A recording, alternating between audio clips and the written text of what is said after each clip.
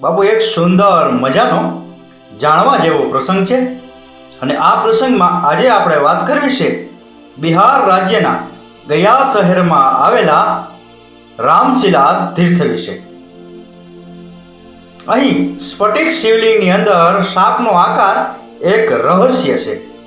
ગયા શહેર ચારે બાજુથી પર્વતોથી ઘેરાયેલું છે। ગયા શહેરની ઉત્તરે તે પર્વતોની વચ્ચે રામશિલા નામનો પર્વત આવેલો છે। ધાર્મિક દ્રષ્ટિકોણથી આ પર્વત ખૂબ જ જૂનો છે। ભગવાન શ્રી રામના આગમન પહેલા આ પર્વતનું નામ પ્રેતશિલા હતું અને જે પાછળથી રામશિલા પર્વત તરીકે જાણીતું બન્યું। રામશિલા ટેકરી વિષ્ણુપદ મંદિરથી લગભગ 8 કિલોમીટરના ઉત્તરમાં ફલ્ગુ નદીના કિનારે આવેલી છે। ટેકરી નીચે રામકુંડ નામનું એક તળાવ છે। તળાવની દક્ષિણમાં એક શિવ મંદિર છે। રામશિલામાં 20 પગથિયા ઉપર ભગવાન શ્રી રામનું મંદિર આવેલું છે અને એ જગા જગમોહનના પગના નિશાન બનાવવામાં આવ્યા છે। મંદિરની દક્ષિણમાં એક વરંડામાં 2-3 મૂર્તિઓ છે। ગયા ધામના રામશિલા પર્વતની નીચે સ્થિત આ મંદિરમાં લગભગ 1 ફૂટ ઊંચા અને સમાન ગોળાકાર આકારનું શિવલિંગ છે જે ખૂબ જ દુર્લભ છે। સ્ફટિક શિવલિંગની અંદર સાપનો આકાર હજુ પણ એક રહસ્ય અને વિસ્મયકારક છે। રામશિલા ટેકરીની તળેટીમાં બનેલા મંદિરમાં ભગવાન ગણેશની 5 ફૂટ ઊંચી ભવ્ય કોરલ પ્રતિમા છે અને આ એક ખૂબ જ દુર્લભ પ્રતિમા છે અને ભારતમાં ભાગ્યે જ જોવા મળે છે અને ખૂબ જ કિંમતી છે। સ્ફટિક અથવા ક્વાર્ટઝ એક ખનિજ છે। તે રેતી અને ગ્રેનાઇટનો મુખ્ય ઘટક છે। ક્વાર્ટઝ એ પૃથ્વીના ખંડીય પોપડા પર બીજા ક્રમનું સૌથી વધુ વિપુલ પ્રમાણમાં ખનિજ છે। ભગવાન શ્રીરામના પિતા દશરથ રાજાના મૃત્યુ પછી ભગવાન શ્રીરામે ફલ્ગુ નદીના કિનારે એમના પિતાનું પિંડદાન કર્યું હતું। ત્યારબાદ તેઓ અહીં આવ્યા અને રામશિલા મંદિર અને પર્વતની સામે આવેલા રામકુંડમાં સ્નાન કર્યું હતું। તેમણે રામશિલા વેદી પર તેમના પિતા રાજા દશરથને પિંડ અર્પણ કર્યા હતા। અહીં પિંડદાન કરવાથી પૂર્વજો સીધા સ્વર્ગમાં ચડી શકે છે। રામકુંડમાં પિંડદાન કરવાથી પૂર્વજોને મુક્તિ મળે છે। ભગવાન શ્રીરામે રામશિલા પર્વતની ટોચ પર ઋણમોચન પાપમોચન શિવલિંગની સ્થાપના કરી હતી। તેને એક શક્તિશાળી શૈવ કેન્દ્ર પણ માનવામાં આવે છે। ભગવાન શ્રીરામે ગયા ધામના ઉત્તર છેડે સ્થિત પર્વતની ટોચ પર લક્ષ્મણ અને સીતા સાથે અહીં આરામ કર્યો હતો। તેમણે શિખર પર રામેશ્વર અને પાતાળેશ્વર મહાદેવ શિવલિંગની સ્થાપના અને પૂજા કરી હતી, જેનાથી પર્વતનું નામ રામશિલા પર્વતની ટોચ પર અને આસપાસની ઘણી પ્રાચીન અને નવી સ્થાપિત જગ્યાઓ છે। પર્વતની ટોચ પરના મંદિરને રામેશ્વર અથવા પાતાળ ગંગા શિવ મંદિર કહેવામાં આવે છે। તે મૂળ રૂપે 1041માં બનાવવામાં આવ્યું હતું। ત્યારબાદ મંદિરનું ઘણી વખત નવીનીકરણ અને સમારકામ કરવામાં આવ્યું છે। રામશિલા પર્વત પર આવેલા પાતાળેશ્વર મહાદેવ મંદિરથી ગયા શહેરનું સુંદર અને મનોહર દ્રશ્ય જોવા મળે છે। રામશિલા પર્વતની તળેટીમાં આવેલું આ મંદિર એ છે જ્યાં દેશનું ત્રીજું સ્ફટિક શિવલિંગ સ્થિત છે। પહેલું સ્ફટિક શિવલિંગ રામેશ્વરમાં આવેલું છે। બીજું સ્ફટિકનું શિવલિંગ જમ્મુના રઘુનાથ મંદિરમાં આવેલું છે અને ત્રીજું સ્ફટિકનું શિવલિંગ રામશિલા પર્વતની તળેટીમાં આવેલા મંદિરમાં આવેલું છે। આ સ્ફટિક શિવલિંગની ખાસ વિશેષતા તો એ છે કે તેની નજીક આરતી કરવાથી ભક્તો દેવી પાર્વતી અને ભગવાન શિવની દિવ્ય આંખો તેમજ વાસુકીનાથના દિવ્ય સ્વરૂપનો અનુભવ કરે છે. અહીં પૂજા કરવાથી સર્પ અને અકાળ મૃત્યુનો ભય દૂર થાય છે.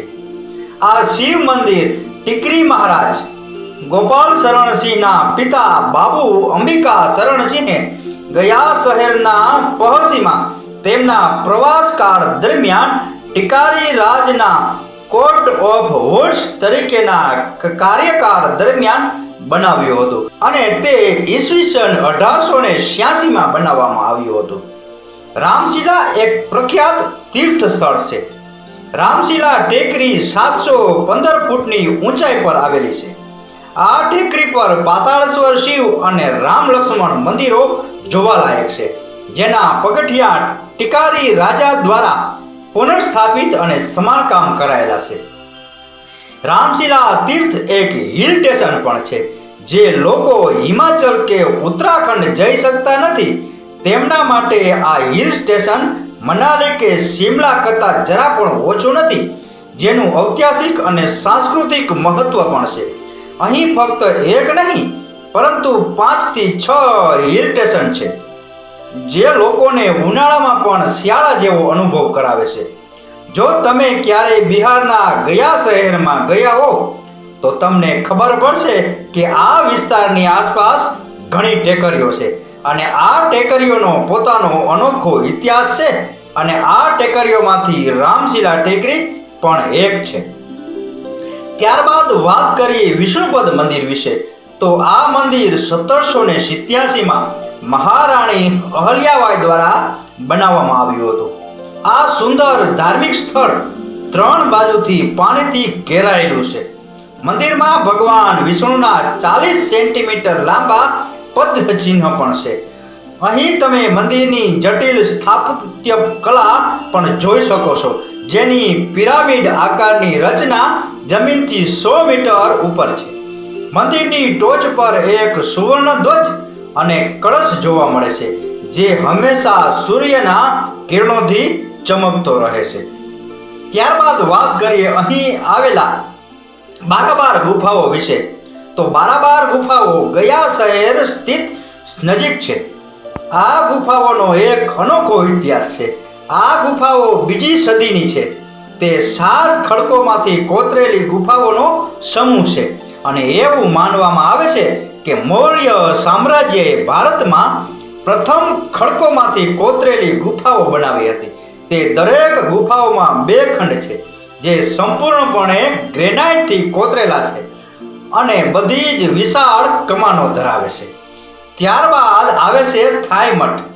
બોધ ગયામાં આવેલો થાઈ મઠ તેના અનોખા બાંધકામ અને સુંદરતા માટે જાણીતું છે.